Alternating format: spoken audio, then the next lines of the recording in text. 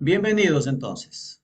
Nuestro texto lema o algo así será Hechos 1:8, ¿no? Que ya todos debemos saber de memoria qué dice ese texto. Este es el cronograma que ya lo hemos compartido. Hoy es nuestra primera clase, la que está marcada con- o resaltada con amarillo. Y vamos a ver primeramente el autor. Estos datos que vamos compartiendo aquí, generalmente usted también lo puede encontrar en cualquier otro comentario. Así que vamos a ir pasando un poco de manera rápida.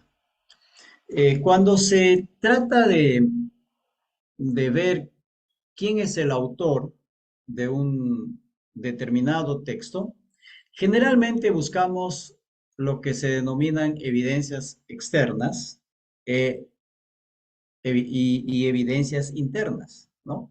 Las evidencias externas quiere decir aquello que están fuera del texto, que vienen de otras fuentes y no del texto mismo.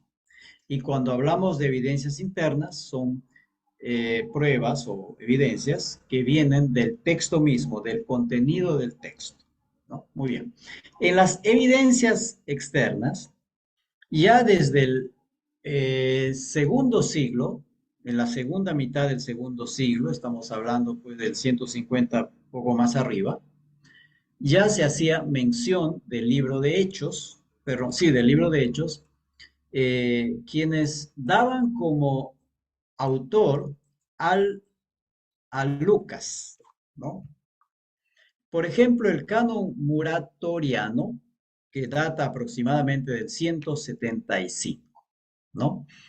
Es interesante la historia de este canon muratoriano porque fue descubierto recién en 1700 y tanto, me parece, en la biblioteca, en una biblioteca en, en Italia, ¿no? La biblioteca se me fue el nombre. Fue descubierta por un estudioso allí. Justamente lo de Muratorio viene de su apellido, ¿no? Muratori, algo así era el apellido de este que descubrió este canon allí entre tantos escritos antiguos en 1700 y tanto. Allí dice, sin embargo, los hechos de los apóstoles fueron escritos en un tomo y dice, Lucas lo dedica al excelentísimo Teófilo. Entonces, este canon muratoriano, que data del 175 después de Cristo, o sea, segundo siglo ya, segunda mitad en adelante, ya considera al libro de Hechos, eh, cuyo autor es Lucas, ¿no? Esta es la primera mención. Hay lo que se llaman también los prólogos antimarcionitas. Estaba buscando algún texto, no logré encontrar, un pedacito nomás encontré por allí. Eh, es el Evangelio, es el texto del Evangelio, pero antes de empezar el Evangelio hay un pequeño prólogo en donde se dan algunos datos de ese Evangelio. No existe el prólogo antimarcionita sobre Mateo, está sobre Lucas, Marcos y Juan, me parece. Eh, en este prólogo, que es quizá más temprano todavía que el canon moratoriano, porque se fecha en el 160 antes de Cristo, o perdón, después de Cristo, afirma que Lucas es el autor, ¿no?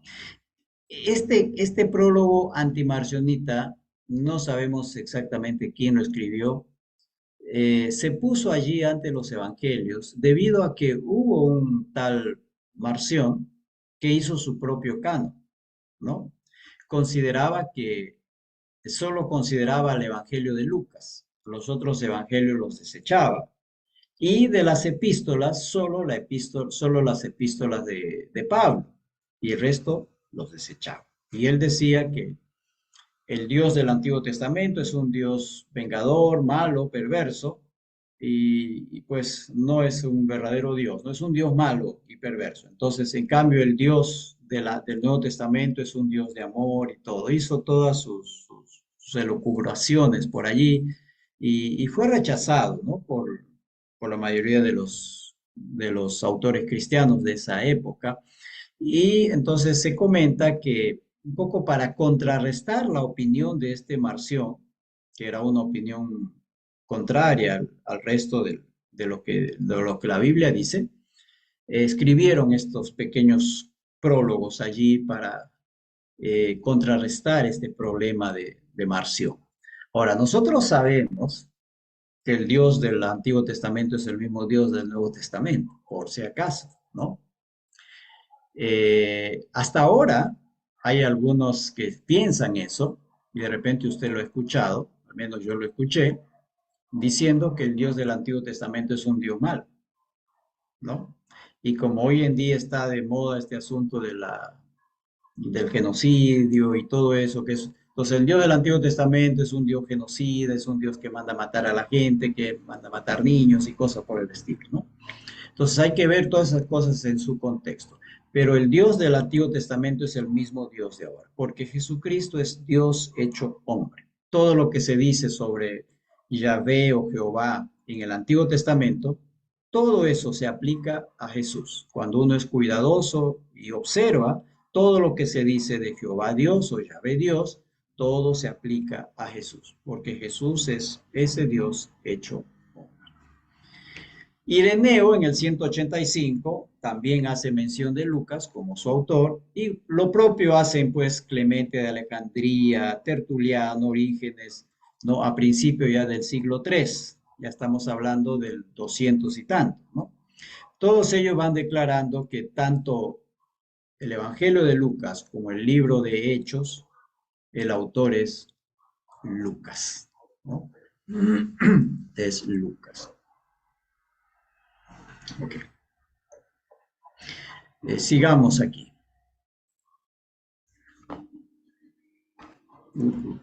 Perdón. Eh, También hay un libro que usted lo puede conseguir, es el único que ha quedado de tantos escritos antiguos, Historia Eclesiástica de Eusebio, Eusebio de Cesarea, ¿no? Él escribió Historia Eclesiástica, es el primer libro de historia de la iglesia que cubre los primeros 300 años de la iglesia. Y ese libro usted lo tenemos ahora, ¿no? Usted lo puede conseguir en una librería cristiana, Historia Eclesiástica. Él, por ejemplo, va a decir, Lucas, por su raza como nativo de Antioquía, Antioquía de Siria, y por su profesión como médico, habiendo estado relacionado sobre todo con Pablo y habiendo tenido un contacto menor con los otros discípulos, nos ha dejado ese ejemplo de sanidad del alma que adquirió de ellos en dos libros inspirados, el Evangelio y los Hechos de los Apóstoles. ¿Ya? O sea, ya en el año 300, Eusebio de Cesarea, en su libro Historia Eclesiástica, afirma que Lucas es el autor del Evangelio de Lucas, de Lucas y del libro de Hechos. ¿Ya? Eh, Usted puede conseguir este libro en cualquier librería cristiana. Muy bien, eso serían algunas de las evidencias externas y podríamos de repente buscar otras, pero estos son documentos. El libro de Historia de Eclesiástica es un documento, vamos a decir, autorizado, ¿no? Conocido por todos, que ha sido preservado. Si hay información de que otros padres de la iglesia tuvieron escritos, es justamente por este libro. Pero los escritos de otros, denominados padres de la iglesia, se perdieron, no se preservaron y no los tenemos, ¿no? Y si tenemos cosas muy pequeñas. Y sabemos que ellos escribieron, ya sean los del siglo II, siglo III, sabemos que ellos escribieron justamente por la información que Eusebio nos da en su libro, ¿no? Como dijo tal personaje, ¿no? Y cita a algunos de los denominados padres de la iglesia, ¿no? Y cita alguna pequeña cosa que él dijo en su libro tal, ¿no? O en su carta tal, o en su epístola tal. Por él sabemos que han habido otros escritos antiguos, pero que no se preservaron. Entonces, el Historia Eclesiástica es un documento muy valioso. antiguo que nos sirve como referencia respecto de la historia de la iglesia y los personajes, ¿no? Y ministros que estaban en esa época. Entonces dijimos, las evidencias internas tienen que ver con las evidencias o pruebas que nosotros podemos sacar del texto mismo. Entonces, Pablo menciona, por ejemplo, a Lucas en sus epístolas. Lo va a mencionar en Colosenses 4:14. Dice, os saluda Lucas, el médico amado y de... Pablo en su epístola entonces a los colosenses cita a Lucas y lo cita como médico, ¿no? En Filemón 24 también se cita, Pablo lo cita, entre otros personajes, a Marcos, Aristarco, Demas y Lucas, dice, mis colaboradores. Segunda de Timoteo 4:11, solo Lucas está conmigo, toma a Marcos y tráele contigo, porque me es útil para el ministerio. Este es este Marcos que en el primer viaje misionero que Pablo hizo con Bernabé, a medio camino los abandonó, no quiso saber. Cuando vio los problemas que había por predicar el evangelio, él decidió regresarse a su casa, ¿no? Entonces, no nos dice aquí Pablo exactamente que Lucas escribió tal y cual libro, no nos dice, ¿no? Pero él es mencionado varias veces en las cartas de Pablo como un colaborador muy cercano y que viajó continuamente con, con el apóstol Pablo. Fue compañero de Pablo en, en muchos de sus viajes. Otra evidencia interna es que hay pasajes en el libro de Hechos en donde la expresión está en primera persona. Dice nosotros, ¿no? Indica que fue el compañero de Pablo en sus viajes y fue testigo de primera mano. Por ejemplo, Hechos 16, 10 al 17, aquí hay varios textos, ¿no? El segundo viaje, tercer viaje y en el viaje a Roma. Dice nosotros, ¿no? Haciendo alusión a él y a Pablo. Nosotros fuimos a tal lado, nosotros fuimos a tal lado. No dice ellos, ¿no? Eso sería usar la tercera persona. Que ellos viajaron a tal lugar y ellos fueron a este lado o por allí. Eso lo podemos encontrar quizá en los primeros capítulos, pero luego vamos a ver a Lucas citando, haciendo citas en primera persona. ¿Quién diciendo Pablo y yo eh, Pablo y los demás y yo viajamos a tal lado, ¿no? Primera persona, en este caso plural, lo cual indica que Lucas escribió esas partes de Hechos, ¿no? Y lo otro lo obtuvo por informaciones, lo de Pedro lo obtuvo por otros medios de información, pero muchos de los viajes que Pablo hizo, desde su segundo viaje al menos, en el capítulo 16, notamos que él está caminando o viajando juntamente con Pablo y toma nota de las cosas que fueron sucediendo en ese viaje. Por eso es que lo cita en primera persona. ¿Qué perfil tenemos de Lucas? ¿No? Gentil, él es, creo que es el único escritor que no del Nuevo Testamento y de la Biblia en general que no es judío, ¿no?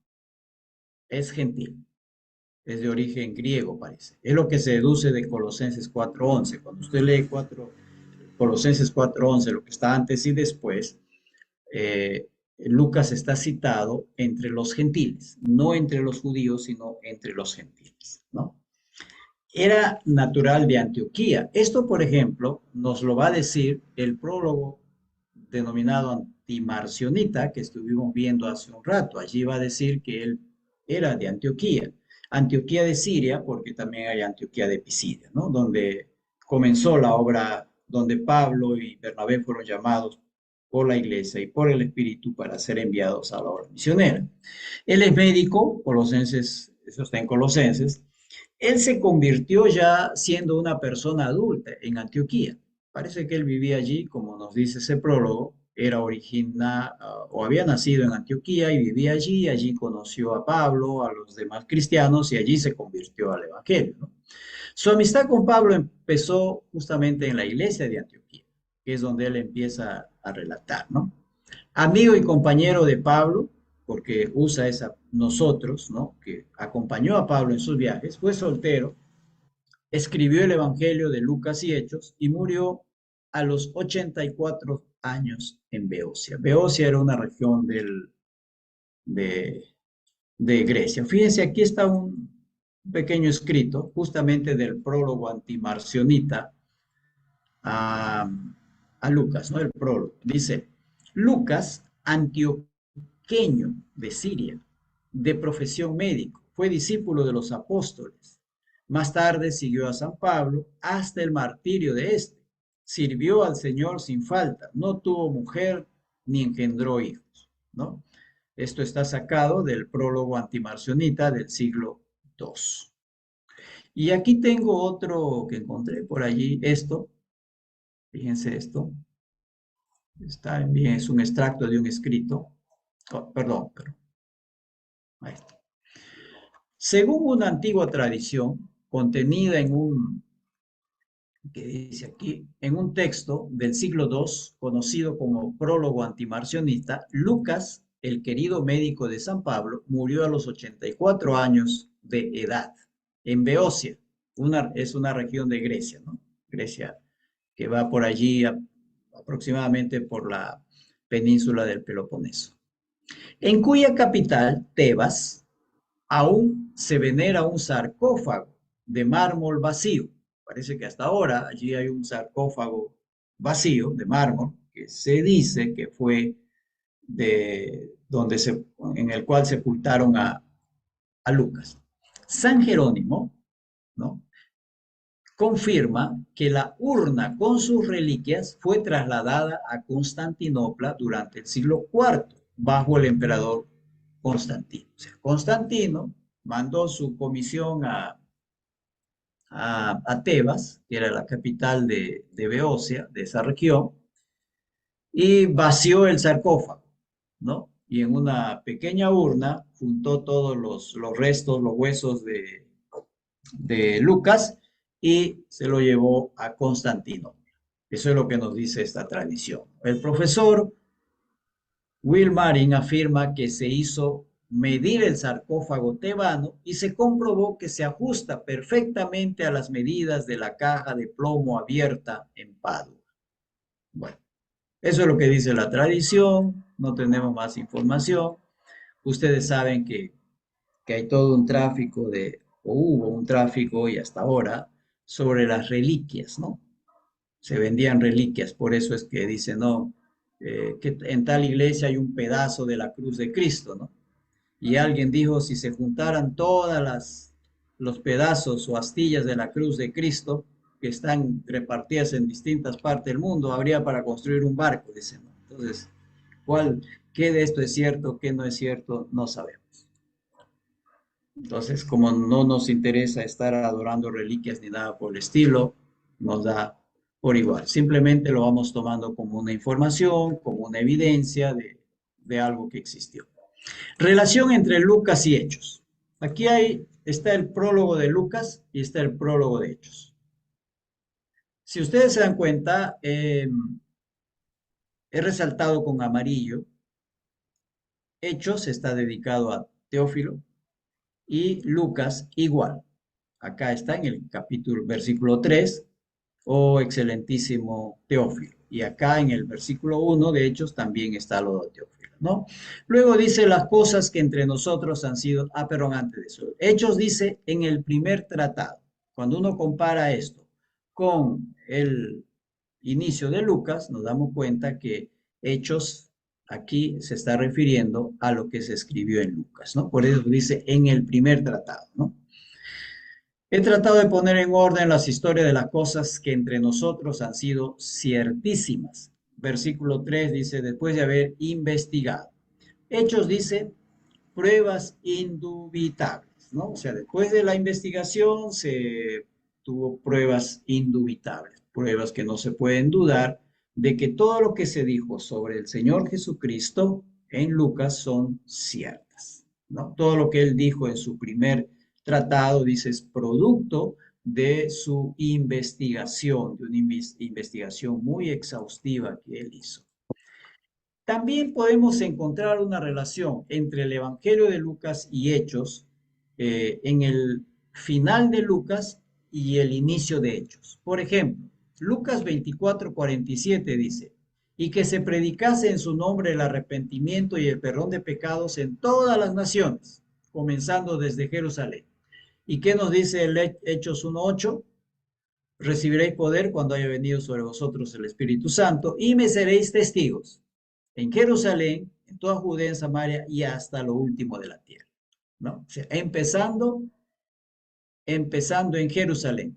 Lucas, el 24:47 nos dice en todas las naciones. Y aquí Hechos nos dice en todas las naciones, empezando en Jerusalén, dice Lucas, ¿no? Hechos nos dice igual, en un orden distinto, ¿no? Empezando en Jerusalén y llevando hasta lo último de la tierra, es decir, a todas las naciones. El versículo 49 en Lucas 24 dice, yo enviaré la promesa de mi Padre y serán investidos de poder desde lo alto. ¿Qué nos dice 1:4 al 5 de Hechos? Nos habla también de la promesa del Padre y que van a ser bautizados por el Espíritu Santo. Van a ser bautizados por el Espíritu Santo. Lo mismo que nos está diciendo al final de Lucas. Y en el 24:51 dice, y aconteció que bendiciéndolos se separó de ellos y fue llevado arriba al cielo. Y Hechos 1:9 y 11 dice, y habiendo dicho estas cosas, viéndolos ellos, fue alzado y le recibió una nube que le ocultó de sus ojos. Así vendrá como lo habéis visto ir del cielo. Muy bien. Lucas termina su evangelio hablando sobre que este evangelio debe ser predicado en todas partes del mundo, empezando en Jerusalén. Allí justamente empieza el libro de Hechos, hablando de eso. Lucas termina su evangelio hablando de la promesa del Padre y del derramamiento del Espíritu, el bautizo del Espíritu. Y allí también Lucas empieza su evangelio. Lucas empieza el libro de Hechos. Termina el libro de Lucas hablando sobre que Jesús fue llevado se fue al cielo. Y allí también empieza el libro de Hechos. ¿Ve? Entonces hay una relación entre el final de Lucas, del Evangelio de Lucas y el libro de Hechos, lo cual son evidencias que indican que uno mismo es el autor, tanto de Lucas como de Hechos, del Evangelio de Lucas y el libro de Hechos. Muy bien. ¿Cuál fue el propósito de Lucas? De hecho, es un propósito histórico.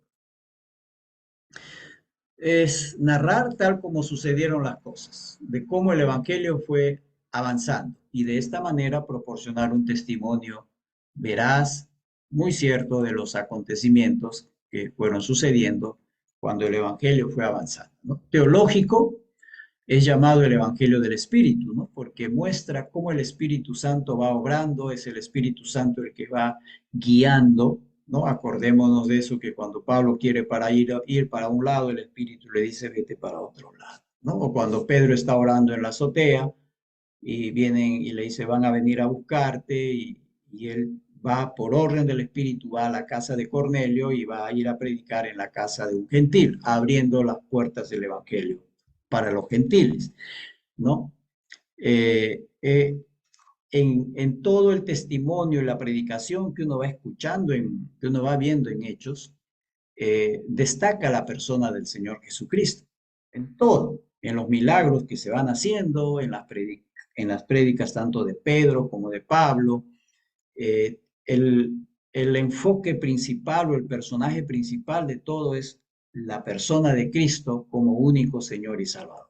Por ello Pedro va a decir que no hay otro nombre dado a los hombres bajo el cielo en quien puedan ser salvos, ¿no? Sino solamente en el nombre del Señor Jesucristo. Y Jesucristo, podemos decir, es el personaje, es el tema, ¿no?, central de todo el libro de Hechos. Y el Espíritu va ayudando a glorificar a Cristo porque ese es su ministerio. También tiene un propósito apologético, porque Lucas escribe esto para contrarrestar a los adversarios y a los enemigos del Evangelio, quienes decían que el Evangelio y sus seguidores representaban una amenaza contra el Imperio Romano. Y no era cierto eso. Y eso trata de demostrar también Lucas en el libro de Hechos, ¿no? El Evangelio no es una amenaza contra el imperio, porque los cristianos no se amotinan y se arman y forman un ejército para tratar de derrotar al imperio romano. Nada de eso sucedió, nada de eso. Al contrario, decía, sujétense a las autoridades, ¿no es cierto? Sabiendo que esas autoridades romanas eran corruptas y todos, pero se respeta la función del gobernante, ¿no? Que si vamos a protestar, a ver, y esa regla también nos da Pedro, ¿no? Cuando dice, prefiero obedecer a Dios antes que a los hombres. Cuando viene un gobernante con una ley que es contraria a la fe, contraria al evangelio, contraria a los principios bíblicos, yo no tengo por qué obedecer esa ley. Y me rebelo contra esa ley como cristiano. Eso, allí encaja lo que es la rebeldía, ¿no? Contra leyes que van contra lo que la escritura dice. Como que ahora que eh, cuando nos quieren hacer que aceptemos por ley, por decreto, por ejemplo, el aborto, el matrimonio igualitario y otras cosas más, como cristianos, nosotros nos rebelamos contra eso. Todavía no se ha establecido como ley eso en nuestro país, ¿no? Pero está, por ejemplo, establecido en Argentina, me parece que en Colombia también el asunto del aborto, y ahora, pues en algunos países está establecido que pueden matar a un niño aún en los primeros minutos u horas de haber nacido, aún allí lo pueden matar, ¿no? Entonces nos revelamos, no vamos a obedecer esa ley. Decimos que nos sujetamos a las autoridades siempre y cuando sus leyes sean justas, pero cuando hay una ley injusta, no vamos a obedecer eso, ¿no? Y eso lo vemos en Pedro. Mostrar el avance del Evangelio. Cuando uno ve, por ejemplo, bueno, todo el capítulo, todo hecho realmente, el Evangelio está constantemente siendo perseguido. Pedro es perseguido, Pablo es perseguido duramente, los cristianos son perseguidos, pero a pesar de todas esas persecuciones, obstáculos que el Evangelio encuentra, el Evangelio no se detiene, sigue avanzando, no puede detenerse. Y eso es algo real. Por eso es que el Evangelio ha avanzado estos 2000 años y ha avanzado en medio de tantísima dificultad, de muchísima dificultad. El Evangelio no ha podido ser detenido. Entonces, Lucas muestra eso, que a pesar de los obstáculos y problemas que hay, oposición al Evangelio, este sigue avanzando. Y para defensa, algunos autores van a decir que este escrito de Lucas, el libro de Hechos, iba a ser usado como parte de la defensa de Pablo ante Nerón. Esto es lo que algunos comentaristas, algunos autores opinan, ¿no? Que iba a ser usado como parte de la defensa de Pablo. Algunas características de Hechos. Es un documento misionero, podemos derivar principios para el ministerio de la obra del Señor. ¿No? Documento misionero, porque lo que vemos es que el Evangelio está siendo llevado a otras partes, a otros pueblos, a otras naciones, ya no solamente judíos, sino gentiles, que no conocen el Evangelio y tanto Pedro es el que va abriendo las puertas y luego Pablo es el que más predicación hace entre ellos. No es que Pablo sea el único que predicó en ese tiempo, ¿no? Si uno va leyendo algunas epístolas, por ejemplo, cuando uno lee Pedro, primero Pedro me parece que dice a los hermanos, ¿no? Que están refiriéndose a creyentes que están por la zona del Ponto, de Bitinia y de todos esos lugares. O sea, Pablo no fue el único predicador en otros lugares fuera de Jerusalén. Muchísimos otros, de los cuales no se ha escrito, siguieron predicando el Evangelio en otros rincones de la tierra de ese entonces, ¿no? Tiene un alto contenido sermónico, ¿no? Allí vemos sermones tanto de Pedro como de Pablo.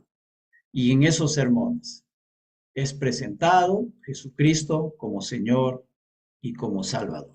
Y esa predicación de Pablo y de Pedro, generalmente, Pedro y Pablo, igual va a predicar Esteban, igual va a predicar este otro diácono Felipe, ¿sí? También predica al etíope, eh, la predicación de ellos tiene como base el Antiguo Testamento. Y entonces ellos hacen una conexión entre Antiguo y el Nuevo Testamento. No son cosas distintas. Nosotros ahora cuando predicamos y damos testimonio, vamos citando textos del Nuevo Testamento porque nosotros tenemos ya el Nuevo Testamento, pero los primeros cristianos no tenían Nuevo Testamento, no existía todavía el Nuevo Testamento, así que ellos van a usar el Antiguo Testamento para predicar y hacen esa conexión entre lo que el Antiguo Testamento dice y el Evangelio de Cristo, ¿no? Porque no hay divorcio entre Antiguo y Nuevo Testamento. En uno se hace la promesa y en el otro se cumple la promesa, ¿no? Bien. Rompe barreras étnicas, ¿no? Sociales, de género. El evangelio es predicado a todo aquel que cree. No importa si eres hombre, si eres mujer, si eres griego, si eres judío, si eres romano, lo que sea. El evangelio es para todo aquel que cree. Ya no hay diferencia, ¿no? Y eso lo vemos en el libro de Hechos. ¿Qué función cumple? El libro de Hechos es un puente entre los evangelios y las epístolas. Fíjense que Hechos nos provee el contexto a las epístolas, sobre todo a las epístolas paulinas. Por eso que cuando usted estudia, por ejemplo, la epístola a los Efesios o a los Gálatas o a Colosenses, otras epístolas allí, usted tiene que consultar el libro de Hechos, ¿no? Porque allí se nos va narrando a veces de manera extensa o de manera muy corta, qué sucedió en tal ciudad, ¿no? Donde Pablo estableció una iglesia. Quizá tenemos bastante información sobre la iglesia de cómo Pablo establece la iglesia en la ciudad de Éfeso, ¿no? Nos informa cómo fue predicado el evangelio en otras ciudades y nos informa cómo iniciaron las distintas iglesias. ¿Okay? Entonces, nos provee ese contexto. Estaríamos un poco perdidos entre los evangelios y las epístolas si no tuviéramos, si no tendríamos el libro de Hechos. Hechos nos da el contexto histórico, cultural, religioso, político, sobre lo cual Pablo escribió o dio o hizo sus epístolas, ¿no? Entonces, es el puente, de Hechos es el puente entre los evangelios y las epístolas. También otra función es mostrar el origen de la iglesia, cómo se inició la iglesia, ¿no? Creemos que la iglesia se inicia con la predicación de Pedro en Pentecostés, cuando ellos son llenos del Espíritu y Pedro y los demás que estaban juntamente con él empiezan a predicar el evangelio a la muchedumbre que se había reunido allí debido al estruendo cuando el Espíritu Santo vino sobre estos 120 que estaban orando allí, ¿no? Allí se inicia en el día de Pentecostés y se inicia entre los judíos. Los primeros cristianos fueron judíos, ¿no? El origen de la iglesia, como dicen algunos, tiene un origen judío, no tiene un origen gentil. Los gentiles después son predicados y son añadidos a la iglesia, ¿no? Entonces, a partir de allí, de esos primeros judíos cristianos, se extiende al resto del mundo. Hay actos fundacionales, especiales, únicos, irrepetibles. Por ejemplo, Pentecostés, Ananías y Zafira, la revelación del Espíritu Santo, son hechos irrepetibles. No querramos, a ver, si alguien quiere repetir el Pentecostés de hechos, también entonces tiene que cuidarse de que se repita Ananías y Zafira, lo de Ananías y Zafira. ¿Se dan cuenta? Vamos a hacerlo exactamente lo que dice el libro de Hechos. Vamos a buscar el Pentecostés. Busca el Pentecostés. Bien. Supongamos que la cosa empieza a darse. Entonces también se va a dar lo de Ananías y Zafira, que por mentir al Señor fueron fulminados inmediatamente, ¿no? Que habían vendido una propiedad y dijeron, estamos dando todo, cuando en realidad estaban dando solo una parte. Ellos vendían su propiedad y si querían lo daban o no lo daban y no pasaba nada. O decían, mira, iban los apóstoles, mira, la propiedad la hemos vendido por tanto, pero hemos decidido dar tanto. Perfecto, no pasa nada. El problema fue que ellos dijeron, estamos dando todo. Y eso no era cierto, pues. Y trataron de mentir al Espíritu Santo. Muchos de nosotros estaremos muertos, hermanos, por si acaso. ¿Ya? Entonces, creemos que son hechos fundacionales. Se está dando un fundamento a la iglesia y por eso van sucediendo esas cosas. Pero no podemos repetir al 100%, ni creo, ni al 50% lo que está en el libro de Hechos. Lo que hacemos es sacar principios, cómo actuar, cómo extender la iglesia, cómo predicar el evangelio, cómo hacer frente a las distintas persecuciones. Podemos sacar, ¿ya? Porque el contexto en que estamos viviendo es distinto. Muy bien. También es mostrar todo lo que la iglesia tuvo que enfrentar, ¿no? Por ejemplo, persecuciones por los judíos, no por todos los judíos. Cuando nosotros decimos persecución de los judíos, pensamos que todo el pueblo judío persiguió a la iglesia. Eso no es cierto. Lo persiguieron generalmente los líderes, un grupo bastante reducido de judíos, como algunos de los fariseos, ¿no? O de los saduceos. Generalmente era la parte del liderazgo, porque el evangelio les estaba malogrando el negocio, iba contra sus intereses personales, generalmente de dinero y de poder. Entonces, ellos son los que persiguieron, no todos los judíos, algunos judíos, un grupo de judíos, ¿ya? Entonces, no le echemos la culpa a todos los judíos, no, no, porque los primeros cristianos fueron judíos por si acaso. También mostrar las persecuciones por Roma, ¿no? Ya a partir de Nerón empieza ya una persecución bastante fuerte y sistemática hacia los romanos, ¿no? Una cosa que se dice es que cuando Nerón quiso hacer nuevas construcciones en la ciudad de Roma y no sabía cómo sacar a la gente que vivía por allí, simplemente lo mandó a incendiarlo y le echó la culpa a los cristianos. He escuchado algunas ponencias donde se dice que eso no es cierto, que Nerón no echó la culpa a los romanos, ¿no? Perdón, a los cristianos. Bueno, ahora se está defendiendo, ¿no? Las cosas. Bien, pero lo cierto es que Roma empezó a perseguir a los cristianos y la persecución fue muy fuerte. Y Pedro y Pablo fueron y otros distintos cristianos fueron objetos de esa persecución. Se crucificaba a cristianos por miles, se los embadurnaba con petróleo y se los quemaba, ¿no? Y se los ponía a la entrada de la ciudad. Pasaron muchos peligros en sus viajes, ¿no? Pues los barcos eran, comparados a los barcos que hay ahora, que son inmensos, esos barcos antiguos que cruzaban los mares eran canoas, ¿no? Delante de estos inmensos barcos, ¿no? Que hay ahora. Entonces, tenemos el viaje de Pablo cuando va a Roma, ¿no? Que 15 días en una tormenta. Sufrieron los cristianos encarcelamientos, fueron encarcelados, hubo martirio, como el caso de Esteban, por ejemplo, lo martirizaron, a Pablo también lo apedrearon, pero no murió. Quiero pedir aquí que alguien lea 2 Corintios 11, versículos 25 al 27. ¿Sí? ¿Alguien puede leer, por favor? Antes que yo indique. A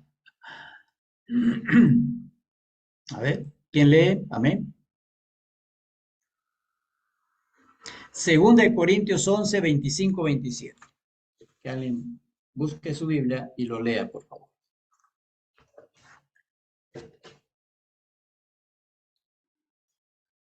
Amén. Sí, Adelante, hermano. eh, Romano, no, aquí está, 2 Corintios 11, 25 al 27. 3 veces me azotaron con varas, una vez fui apedreado, 3 veces sufrí naufragios, una vez pasé toda una noche y el día siguiente de deriva en el mar.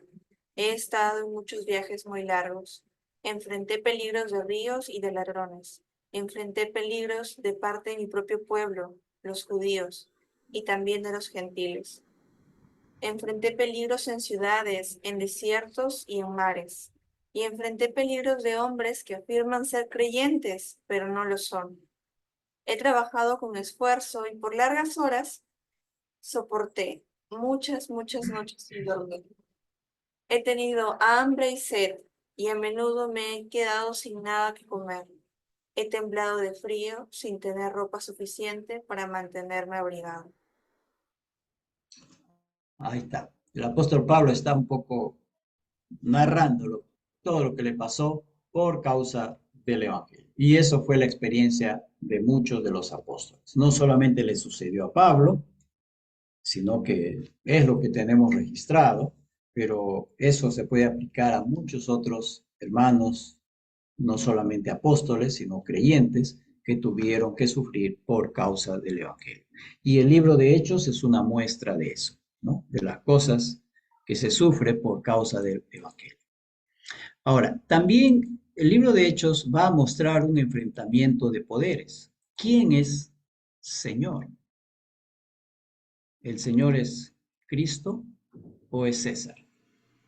Y eso van a tener un problema. Entonces, los romanos llegó un momento en que pues se molestaban cuando decía que Cristo es el Señor, César no, no, o sea, el emperador de Roma. A ver, vamos a leer un par de textos aquí que están en Hechos. Hechos 2, 36, 10, 36. Que alguien lo busque, por favor, y lo lea. O dos, hermanos, que uno busque. Hechos 2, 36. Espero no estar equivocado. A ver, ¿quién lo tiene? Amén. Hola, yo lo tengo. Adelante. 36. Sepa pues ciertísimamente toda la casa de Israel que a este Jesús a quien vosotros crucificasteis, Dios le ha hecho Señor y Cristo. Ahí está. Le ha hecho Señor, no el trato formal de que llamamos señor tal, no. Señor quiere decir el que manda, el que gobierna, ¿no? Y el 10:36, ¿qué dice? A ver,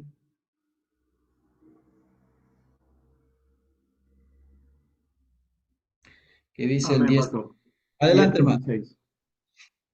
Dios envió mensaje a los hijos de Israel anunciando el evangelio de la paz por medio de Jesucristo. Este es Señor de todos. Este es Señor, el que manda, ¿no? Y uno más, 17:7. 17:7. A ver, 17:7, ¿quién lo tiene? 17:7 dice, y Jasón los ha recibido. Todos ellos actúan contra los decretos de César, diciendo que hay otro rey, Jesús. Ahí está. Y aquí ya es una abierta declaración contra el César, ¿no? El emperador de Roma, diciendo hay otro rey, ¿no? U otro señor, ese es Jesús. Y Jasón ya es un gentil, ya no es judío. Y eso le va a sacar bronca a los romanos cuando los cristianos afirman que Cristo es Señor, César no. Cristo es el jefe, el que manda. Él es el que tiene el control de las cosas, no César. Entonces, y Lucas va mostrando eso. A los judíos les dice, porque los judíos también decían, bueno, César es el que nos domina, ¿no? César es el emperador. Viene, viene Pedro y les dice, Jesús es el Señor, no César. Entonces hay un enfrentamiento ahí de poderes. También su propósito, su función es mostrar la expansión del Evangelio, empezando en Jerusalén, Judea y Samaria. Y esto está expresado aquí en Hechos 1:8. Y justamente este texto nos sirve como bosquejo general del libro. Es como que Lucas aquí nos da el bosquejo general de cómo va a desarrollar él su libro, ¿no? Y aquí tenemos, bueno, esta es otra forma de expresar cómo el Evangelio se expandió. Empezando desde Jerusalén, se expandió Como de la tierra. por norte, centro y sur, ¿no? No, norte, De No, Jerusalén, este, oeste. norte, este, oeste, norte, Ahí sur, está. y hasta lo Ya se- último de la tierra. Madre, ay. Entonces, con esta imagen aquí tratamos de representar eso, ¿no? Empieza en Jerusalén y se extiende a todas partes de ese mundo, del mundo conocido, y cuando el Evangelio empieza, quien gobierna es Roma. Roma es el imperio que domina y por eso lo tenemos sombreado allí, se extiende prácticamente por todo el imperio romano y más allá de las fronteras del imperio romano, ¿no? Entonces, usando Hechos 1.8, tenemos este bosquejo, esta estructura. El primero es un ministerio en Jerusalén, luego viene el ministerio en Judea y Samaria, exactamente como nos lo va diciendo 1.8. Después tenemos el ministerio hasta lo último de la tierra. Y vamos a seguir este texto cuando hagamos breve comentario de todo el libro de Hechos, ¿no? Esta parte 3 lo vamos a dividir en dos partes. Y aquí pongo en la parte 3 como entre paréntesis va viniendo esto, el concilio de Jerusalén, que es el capítulo 15, ¿no? Donde hay un micrófono prendido por allí, si lo pueden apagar. Hay un micrófono prendido. Muy bien, revise su micrófono. Entonces, esta es la estructura o el bosquejo que vamos a seguir en Hechos. Lo vamos a dividir en 4 partes porque la tercera parte lo vamos a dividir en 2. Muy bien. El contexto histórico-cultural de Hechos. Y aquí tenemos una imagen de lo que sería el Imperio Romano en el siglo I. Todo lo que está resaltado con amarillo, eso sería el Imperio Romano, los dominios. Fíjense que toda la costa del Mediterráneo está gobernado por el Imperio Romano. Aquí al lado izquierdo tenemos lo que hoy es Europa, ¿no? Prácticamente toda Europa está gobernada por el Imperio Romano. Y luego se va a ir también hasta lo que es las Islas Británicas, ¿no? Que están más al norte, que no, casi no aparece aquí. Eh, bien, lo que quiero mostrar en este mapa es que cuando el Evangelio empezó, cuando Cristo llegó y luego los apóstoles y demás cristianos empezaron a predicar el Evangelio, pues Roma era el imperio que estaba gobernando el mundo de ese entonces, ¿no? Y aquí hay una lista de los distintos emperadores romanos, y aquí indico, Hechos, Hechos está aproximadamente a partir del año 37, ¿no? O un poquito antes, después de Cristo, en el tiempo del emperador Tiberio. Allí empieza la historia de la iglesia, en el tiempo ya del emperador Tiberio. Los evangelios se van a dar generalmente en el tiempo del emperador César Augusto, ¿no? Pero el libro de Hechos ya se da en el tiempo del imperio o del emperador Tiberio y va a continuar, ¿no? Y hasta la persecución ya se empieza a ser muy fuerte, posiblemente a partir de Nerón, en donde en esa época Pedro y Pablo son martirizados, ¿no? No se sabe la fecha exacta, pero se calcula que más o menos fueron martirizados en este año, 64, 65, por ahí años más, años menos, generalmente un poco más adelante, puede ser 65, 66, 67, en que Pedro y Pablo fueron martirizados. No se nos dice, y el libro de Hechos no nos informa cómo fue martirizado o matado Pedro y Pablo, ¿no? Ya eso se saca de la tradición. Pedro se dice que fue crucificado boca abajo. Él mismo dijo, crucifíqueme boca abajo, ¿no? No soy digno de morir como murió mi Señor, sino con los pies hacia arriba, ¿no? Y Pablo posiblemente fue decapitado por el hecho de ser ciudadano romano. A los romanos no se les podía crucificar. No se les crucificaba, ellos se los decapitaba, o sea, se les daba una muerte más instantánea, ¿no? Una muerte instantánea, porque el ser crucificado podían estar allí sobreviviendo todo un día o 2 días o 3 días y venían los cuervos o las aves, les sacaban los ojos, les picoteaban, y entonces era una muerte terrible. O lo que hicieron era untarlos con brea y con asfalto y prenderlos en la noche para que alumbren el camino, ¿no?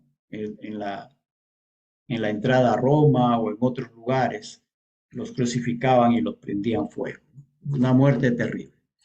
Y ya en el tiempo de Apocalipsis de Juan, está gobernando Domiciano, ¿no? Esto sería una lista entonces de estos emperadores que están en los tiempos bíblicos. Aquí en César Augusto podríamos poner a los evangelios, ¿no? A los evangelios aquí. El libro de Hechos y las demás epístolas están en el transcurso de estos otros emperadores.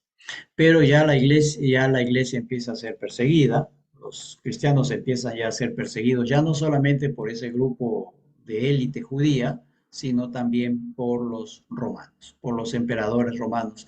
Y quizá el más sanguinario de ellos se dice que fue Domiciano, ¿no? Ya a finales del primer siglo.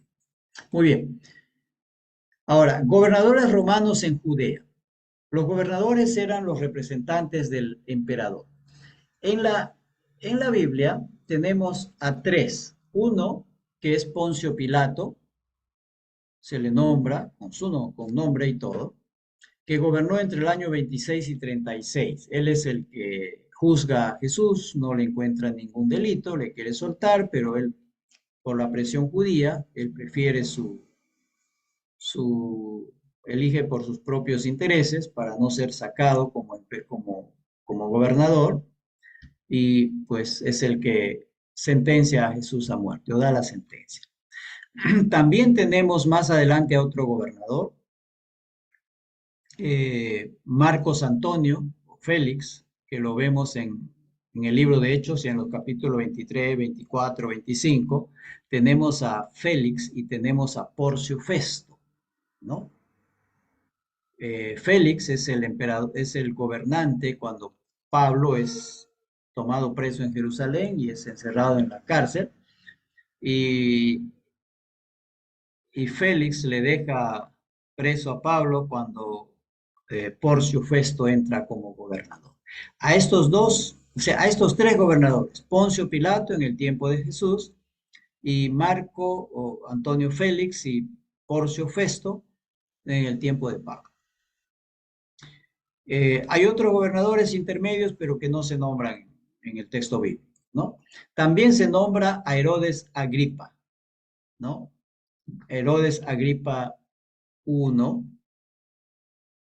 que es el nieto ya de Herodes Agripa, ¿no? Veamos aquí a los Herodes. Aquí están los Herodes. Fíjense, Herodes el Grande es el Herodes en el tiempo que Jesús nació. Él va a tener otros hijos a quienes les va a dar su herencia cuando él muere. Está Herodes Antipas, que fue tetrarca de Galilea y Perea, es hijo. El otro es Arquelao, que fue etnarca de Judea, Samaria e Idumea. Él fue luego sacado por Roma mismo y Roma puso sus gobernadores, ¿no? Ya fue demasiado malvado.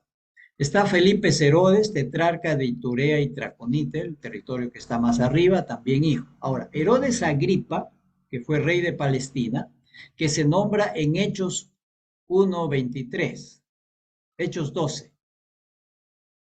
Sí, Hechos 12 es 1:23, que es el bisnieto de Herodes el Grande.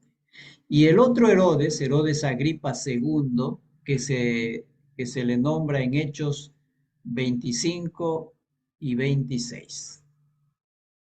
Ya es el bisnieto de Herodes el Grande. Y allí desaparecen los Herodes. Hay otros Herodes, pero que no gobernaron, ¿no? Está Herodes Felipe, Herodías, Drusila, Berenice. Ninguno de estos ya fue gobernante. Pero estos son los Herodes que se nombran en la Biblia. Al de Hechos corresponde entonces Herodes Agripa I y Herodes Agripa II. Ok. Este Herodes Agripa primero es el que muere comido por gusanos cuando se cree Dios, ¿no? Muy bien, eso a su debido tiempo lo veremos. Ahora, tiempo indicado. Cuando el Imperio Romano estaba en su apogeo, ¿sí? Apareció Cristo. Marcos 1:15, Jesús cuando empieza a predicar el Evangelio dice, el tiempo se ha cumplido. O sea, todas las condiciones se han dado, todo está preparado para este momento, ¿no? El tiempo se ha cumplido, el reino de Dios se ha acercado, así que arrepiéntanse y conviértanse al Señor. ¿Qué pasaba? Porque todo esto fue propicio para el Evangelio, porque debido a estas cosas que había en el Imperio Romano, el Evangelio pudo expandirse con bastante rapidez, cosa que antes no hubiera sido posible. Por ejemplo, había una red vial pavimentada en Roma.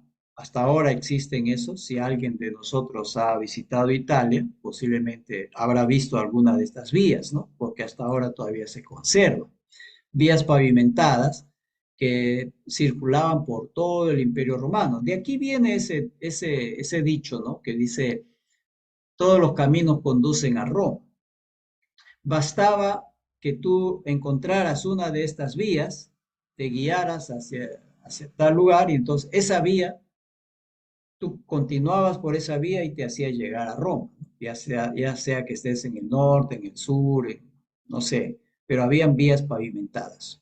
Roma hizo todo eso, ¿no? Hizo un buen sistema vial y eso ayudó en la extensión del Evangelio, ¿no? Porque por ahí se podía caminar ya con facilidad y circular. Y cada cierto trecho habían guarniciones para controlar a los asaltantes, ¿no? Para evitar los asaltos y los peligros en las carreteras, cada cierto trecho habían soldados romanos cuidando las carreteras.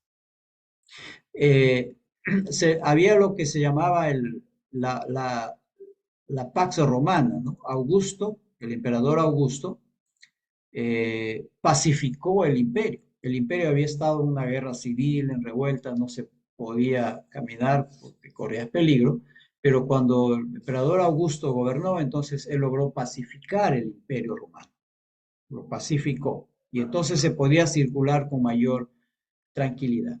Él mismo limpió el mar Mediterráneo de piratas. Era imposible, era difícil circular o que las naves vayan por el mar Mediterráneo, pues se encontraban con piratas por todos lados, ¿no? Y lo que hizo este emperador fue exterminar a los piratas. Entonces los barcos ya podían circular con facilidad y con tranquilidad en todo el mar Mediterráneo que estaba libre de piratas. ¿Ves? Todo esto facilitó para que el Evangelio se expandiera, ¿no? Ahí vemos a Pablo viajando en barcos, ¿no?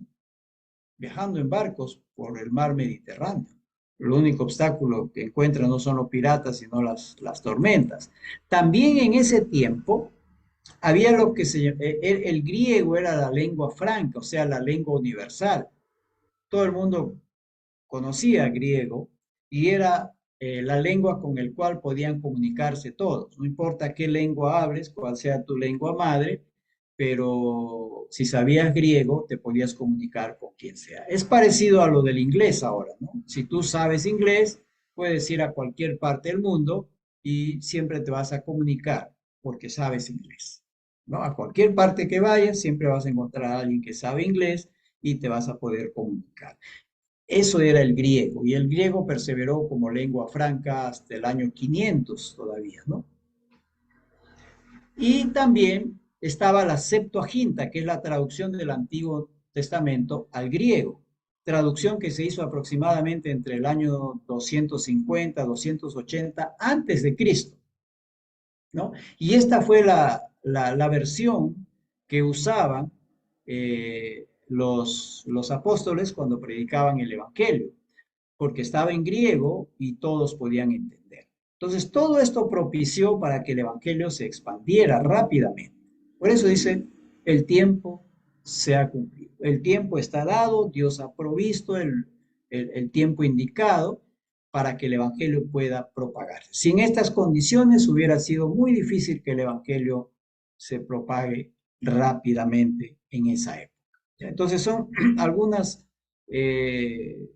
ventajas o facilidades ¿no? que tuvo el evangelio para propagarse rápidamente. Ratito, quiero abrir la puerta a mi esposa.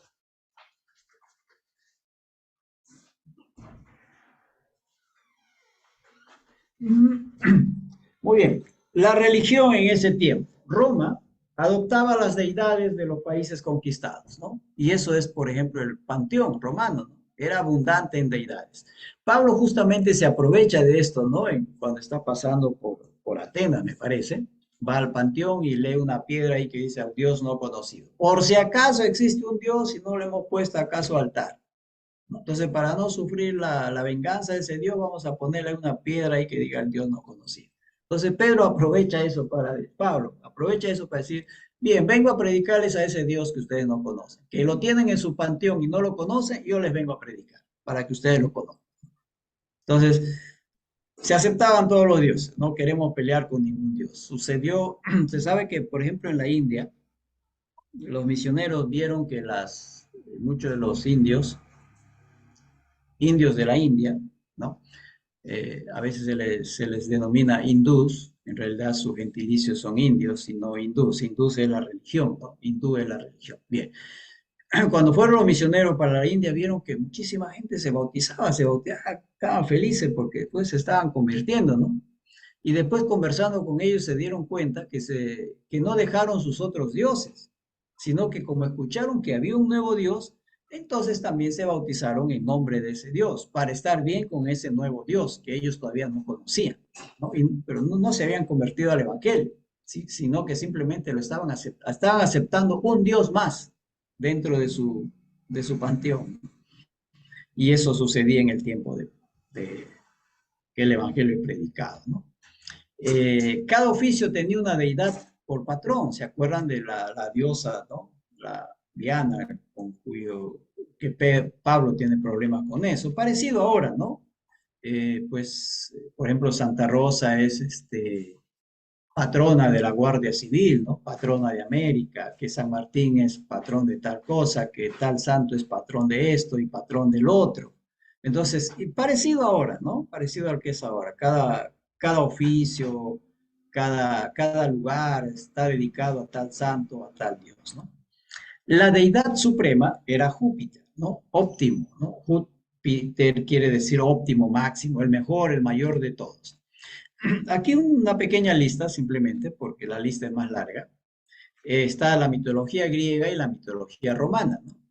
Para los griegos, Zeus era el dios principal y en la mitología griega, romana, era Júpiter, ¿no? Apolo en la mitología griega, Febo en la mitología romana, y así, ¿no? Afrodita era Venus en Roma, Artemisa griega en Roma era Diana, Poseidón en los griegos y Neptuno en los romanos, ¿no? Entonces, eso era lo que imperaba en el contexto religioso cuando el evangelio es predicado, ¿no? Y ellos el caso de Éfeso es un ejemplo de ese enfrentamiento. Pues estos plateros dicen, desde que ha venido Pablo aquí a predicar esto, ya no están comprando los templecillos, ¿no? Y todo el mundo sabe que nuestra diosa Diana es diosa de todo el mundo, qué sé yo, y hay ese enfrentamiento entre evangelio y esos dioses falsos. O tenemos el caso cuando Pedro y Pablo y Bernabé van ¿cómo se llama esta ciudad? Una ciudad misionera, que ellos van en su primer viaje misionero, y pues esa gente cree que Pablo es Júpiter, ¿no? No, Pablo es Júpiter sería Bernabé, y Pablo es su mensajero. ¿Cómo se llama el mensajero? ¿Ah? Mercurio, ¿no? Mercurio creo que es su mensajero, ¿no? Entonces los confunden con dioses de la época. con dioses de la mitología romana. Hay ese enfrentamiento, ¿no? En lo religioso. Y más tarde también está el culto al emperador, ¿no? Empezó con Augusto César, aunque él no quiso que le consideren Dios, que le den honores divinos, ¿no? Y la gente le estaba dando honores divinos debido a que él había logrado pacificar Roma después de muchísimo tiempo y la gente podía eh, circular por Roma con mayor seguridad, moverse en todo el imperio romano, ¿no? Augusto no permitió en vida, pero cuando él murió, le deificaron, ¿cierto? Y el culto al emperador fue difundiéndose en todas las provincias romanas y los cristianos empezaron a tener problemas con eso, ¿no? Domiciano fue el primero en exigir ser adorado ya como Dios. Fue el primero en exigir, ¿no? Luego vienen las persecuciones, primeramente los judíos, pero recordemos que fue un grupo más que todo de la élite judía, no todos los judíos, ¿no? Porque recordemos que los primeros cristianos en gran número, Hechos nos dice, la primera vez se convirtieron como 3.000 personas y todos ellos eran judíos, ¿no? Y muchísimos, miles por miles se estuvieron convirtiendo en Jerusalén. Después viene la persecución romana, ¿no? La persecución pagana. Los paganos empiezan a perseguir a la iglesia. Se dice que oficialmente lo empezó Nerón, disculpen, oficialmente, entre comillas, Nerón, a partir del año 64, más o menos, con el incendio de Roma. Muy bien, entonces, a partir de aquí ya, de estas persecuciones, los cristianos empiezan a ser martirizados, ¿no? Pedro y Pablo fueron martirizados entre el año 62, 64, o puede correrse más allá todavía, quizás hasta el año 67. No se sabe con exactitud, ¿no? Porque ya esa información en el texto bíblico no lo tenemos. Luego, el judaísmo. El judaísmo se había extendido por todo el imperio romano. Eso debido ¿cómo se llama? Cuando ellos fueron llevados en cautiverio primero por los asirios y después por los babilónicos, muchos de los judíos ya no regresaron a Jerusalén, ¿no? Y se quedaron a vivir por allí. Y entonces cuando el imperio romano logró la paz y todo eso, entonces había judíos regados por todo el imperio romano prácticamente, y en todas las ciudades habían sinagogas. Cuando uno va viendo a Pablo, cuando va a una determinada ciudad, va a la sinagoga, ¿no? Porque casi en todas las ciudades habían sinagogas, había judíos por todas partes, regados por todas partes. Y era una religión lícita, ¿no? O sea, Roma le permitía tener sus cultos, tener sus sinagogas, ¿no es cierto? Sus templos allí, sus lugares de reunión, siempre y cuando no molesten al emperador. En Hechos hay ejemplos de cuando Pablo fue echado de la sinagoga y luego perseguido por los judíos y él un día decide, no entro más a la sinagoga, me voy a los gentiles. Salió de la sinagoga y entró a la casa del vecino, que era gentil, y no regresa más a la sinagoga. Y empieza su ministerio netamente entre los judíos. Perdón, aquí me estoy pasando una lámina. Nuevamente esto, ¿no? En Hechos capítulo 2, versículos 9 al 11, tenemos donde cuando Pedro predica y dice que había gente, ¿no? De tal y tal y tal y tal lugar, nombra un montón de lugares bastante lejanos, que habían ido para la fiesta de Pentecostés y posiblemente iban para la fiesta de la Pascua, se quedaban allí esos 50 días más a esperar la fiesta del Pentecostés y después recién regresaban a su tierra, ¿no? Iban como peregrinos.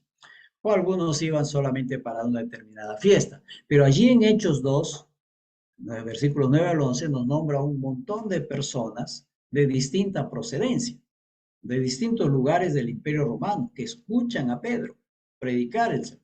Y esa gente después regresa a sus ciudades. Y mucha de esa gente ya regresó convirtiéndose al Señor y en sus lugares empezaron a predicar el Evangelio a otras personas y por ahí se formaron iglesias, ¿no? Por ejemplo, no se sabe quién fundó la iglesia de Roma. Entonces, lo que se opina es que Roma fue fundada por algunos de estos que habían escuchado a Pedro predicar ese día en Pentecostés, ¿no? No sabemos quién, la iglesia en Colosas también, no se sabe quién la fundó. Pudo haber sido uno de estos o alguien que escuchó a Pablo predicar en la ciudad de Éfeso y luego llevó el evangelio a ese lugar, pero Pablo no fue nunca a ese lugar. Y están los viajes misioneros de Pedro, perdón, de Pablo, ¿no? 3 viajes misioneros por allí. Y Primera de Pedro, y aquí quiero que lean algo, ¿ya? Que alguien lea Primera de Pedro 1:1, por favor. Primera de Pedro 1:1. Que alguien lo lea, por favor.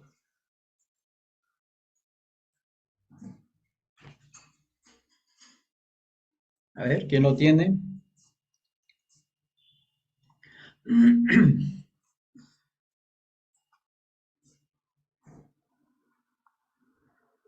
A ver, amén. Primera de Pedro 1:1. Vamos. Yo lo tengo. Amén. Ok. Pedro, apóstol de Jesucristo, a los expatriados de la dispersión en el Ponto, Galacia, Capadocia, Asia y Bitinia. Ok, fíjense, Primera de Pedro dice a los expatriados. Si está hablando a judíos, posiblemente, que dice o expatriados o aún cristianos que tuvieron que salir de Jerusalén debido a la persecución, pero que vivían, aquí tengo en el lado derecho del mapa, está el Ponto, está Galacia, está Capadocia, por aquí está Bitinia y está Asia. Dice, Pedro está enviando su carta a las personas que viven por esta zona, más al oriente, en lo que hoy es lo que se denomina el Asia Menor, ¿no? Eh, Pedro posiblemente había recorrido por esas zonas u otras personas. Los propios hermanos de Jesús parece que también estuvieron por esa zona y otras. Yo creo que simplemente pienso que esa fue una razón por la cual cuando Pablo está en su viaje misionero, el segundo o tercer viaje misionero, él quiere ir justamente hacia esta zona, hacia lo que sería el Ponto, Galacia, Capadocia, o sea, ir más al oriente, y el Espíritu no le permite, no le permite. Dice, no vayas para allá, te vas para el otro lado, y le manda hacia la zona europea, ¿no? Le manda hacia, y entonces por eso Pablo va a llegar pues a Filipos y luego a lo que es Macedonia, Corinto, ¿no? Porque el espíritu no le permite posiblemente, porque toda esta zona del interior de Asia estaban otros creyentes predicando el evangelio. Y la idea era que el evangelio llegue donde no hay quien predique. Así que parece que hacia la zona de Europa, hacia el occidente, habían todavía gente que nunca había escuchado hablar del evangelio, así que el espíritu le manda para allá.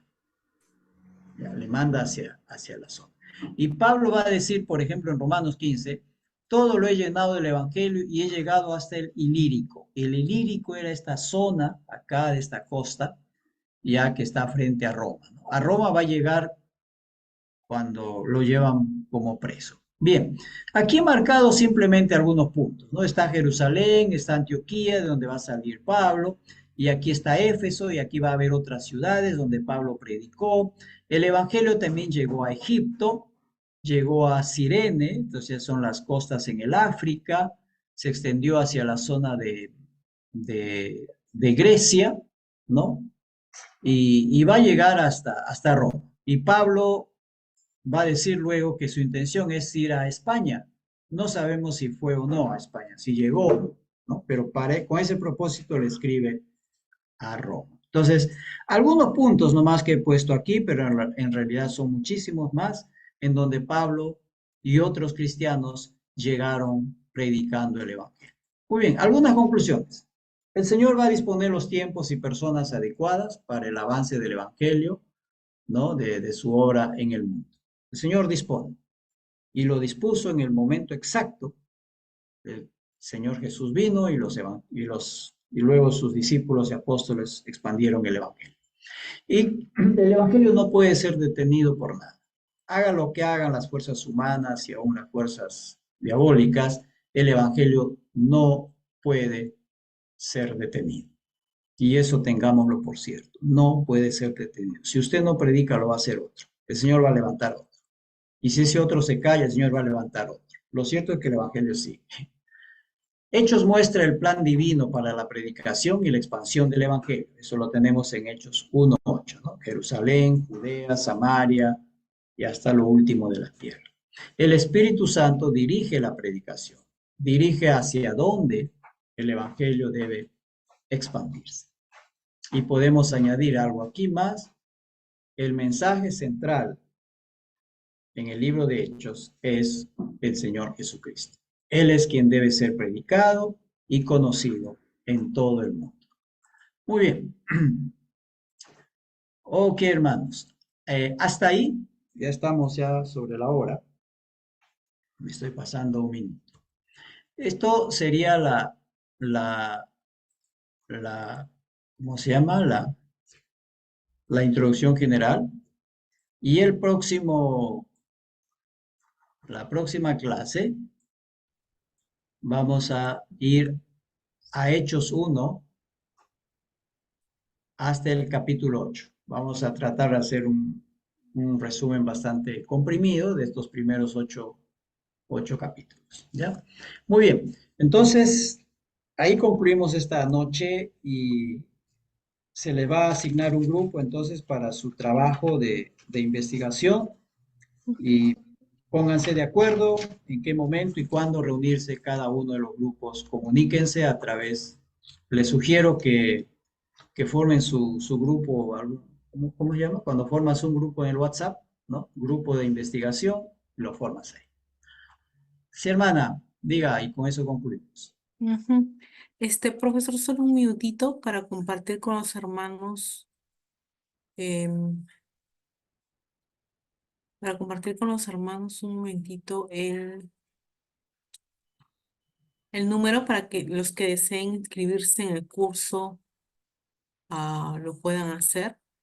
Hermanos, este es el número, ¿sí? 958-787-885, donde pueden escribir para los que deseen inscribirse en el curso y todavía pues no se han podido registrar.